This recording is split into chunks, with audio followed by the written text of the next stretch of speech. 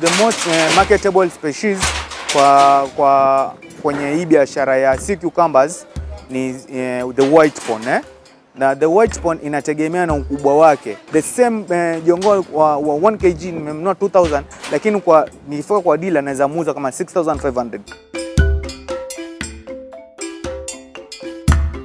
Jongoo kwa kichwa kikavu huwezi kipata, kwa maana ni mnyama ambaye yuaishi maji mengi, na jongoo ni mtu wa kutafuta, si kwa tu kifika ukotokota tu kitu paka kwa tebahati, na sehemu tofauti anazoishi jongoo.